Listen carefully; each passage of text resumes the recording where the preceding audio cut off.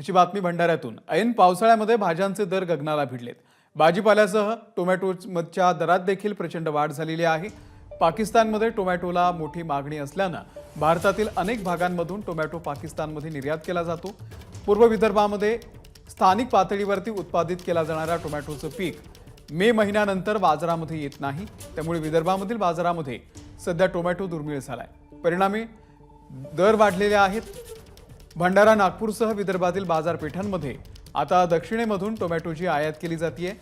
आधी शेतकऱ्यांच्या स्थानिक टोमॅटोला प्रति कॅरेट 300 रुपयांपर्यंत दर मिळत होता। आता दक्षिणेतून येणाऱ्या टोमॅटोला 1 कॅरेट मागे तब्बल 2000 रुपये मोजावे लागतात। आणि या संदर्भातले अधिक अपडेट देतात आमचे प्रतिनिधी प्रशांत देसाई। प्रशांत, विदर्भ असो पूर्व विदर्भ असो या भागातील शेतकरी ज्या पद्धतीने शेतीपूरक व्यवसाय भाजीपाल्यांचा करतात, मे महिन्यापर्यंत या भागातील शेतकऱ्यांचा टमाटर बाजारामध्ये विक्रीसाठी येतो। मात्र आता मे महिन्यात संपलेला आहे आणि टमाटर ची जे खेप होती ती बंद झालेली आहे आणि आता शेतकरी खरीप हंगामासाठी लागलेला आहे।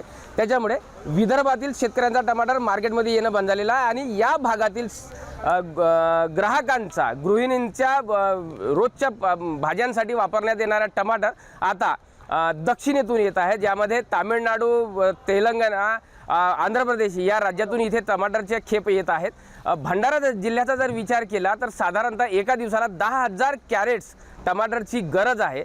मात्र सध्या पाकिस्तानमध्ये भारतातून टमाटरची मोठी मागणी आहे आणि पाकिस्तानात जाणाऱ्या टमाटरला मोठी मागणी आहे। त्याच्यामुळे भंडारा जिल्ह्याचा जर विचार केला तर इकडे कॅरेट्स ज्या पद्धतीने पाहिजे त्या प्रमाणामध्ये कॅरेट्स उपलब्ध होत नाहीत। 10,000ची गरज असताना साधारणतः 3,000 कॅरेट्स भंडारा जिल्ह्यात पुरवठा होत आहे। त्याच्यामुळे साहजिकच या कॅरेट्सला दरही मोठ्या प्रमाणात आहे। मागील 15 दिवसाचा जर विचार केला, पूर्वीचा विचार केला तर 5 ते 10 रुपये किलोनी टमाटर विकले जात होते। मात्र आता पाकिस्तानमध्ये मोठी मागणी झाल्यामुळे हे टमाटरचे रेट आता 80 ते 90 रुपये किलो दराप्रमाणे विकल्या जात आहे।